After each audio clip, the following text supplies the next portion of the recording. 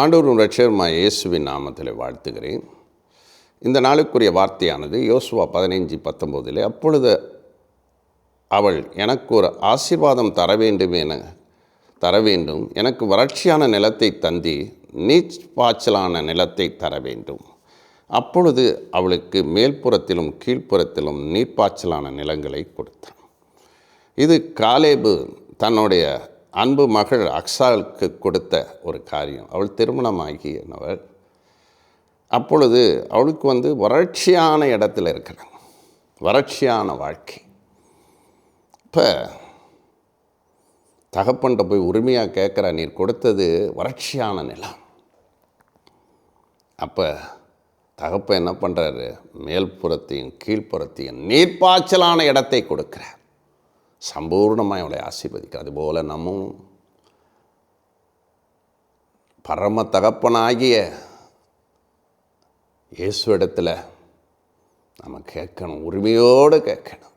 எனக்கு என் வீடு சின்ன வீடாக இருக்குது, என்னுடைய வருமானம் சின்னதாக இருக்குது, வறண்டு இருக்குது, என்னுடைய குடும்பமாக இருக்குப்பா, நெருக்கமாக இருக்கிறேன், வறட்சி ஒன்றும் இல்லாத ஒரு வாழ்க்கை, பிரயோஜனம் இல்லாத ஒரு வாழ்க்கை வாழ்ந்துக்கிட்டு இருக்கிறேன்ப்பா, என்னை ஆசீர்வதிக்க கேளுங்க.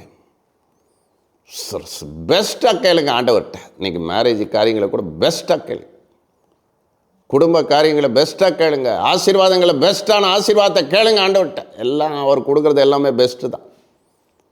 அவர் கிருபையினால் உங்களை ஆசீர்வதிக்க வல்லமையுடையவர், நன்மை செய்வார், உங்களுக்கு அற்புதத்தை செய்வார்.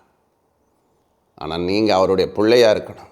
பிள்ளை இல்லாமல் யார் ஆண்டவருடைய பிள்ளையாக வாழணும், விசுவாசம் உள்ள பிள்ளைகளாக ஜீவிக்க, அவர் விரும்புகிற பரிசுத்தம், அவருக்கு நிரம்புகிற ரட்சிப்புள்ள பிள்ளைகளாக இருக்கலாம்.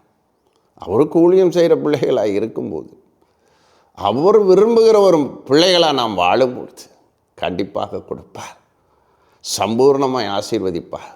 இந்த அக்ஸா 2 இரட்டிப்பான சுதந்திரத்தை அவள் பெற்றாள். ஒன்று மேல்புறம், இந்த கீழ்ப்புறம். அப்படியாக ஆண்டவர் நம்மை ஆசீர்வதிக்க வல்லமையுடைய. இதுக்குரிய ஆவிக்குரிய அர்த்தம் உண்டு. கீழ்ப்புறம் என்பது பூமிக்குரிய ஆசீர்வாதமும், மேல்புறம் என்பது பரலோகத்துக்குரிய ஆசீர்வாதத்தையும் குறிக்கிறது. அதே போல் கீழ்ப்புறம் என்று சொல்லும்போது நடுநிலையான ஆசீர்வாதம், எளிமையான ஆசீர்வாதம், அதே சமயத்தில் மேல்புறம் என்று சொல்லும் மேன்மையான ஆசீர்வாதம். 2ஐயும் ஆண்டவர் டபுள் மடங்கு கொடுக்க அவர் வல்லமையுடையவராக இருக்கிறார். நிறைவோடு ஆசீர்வதிக்கிறவர், டபுள் போர்ஷன் ஆசீர்வாதத்தை தருவார். ஒரு பக்கம் உலக பிரகாரமான ஆசீர்வாதத்தையும் தருவார், மறுபக்கம் ஆவிக்குரிய ஆசீர்வாதங்களையும் தருவார். கேட்கிறவன் என் நாமத்தினாலே நீங்கள் எதை கேட்டாலும் நான் தருவேன் என்று வாக்கு கொடுக்கிறார். கர்த்தர் ஆசீர்வதிப்பார். ஆமென்.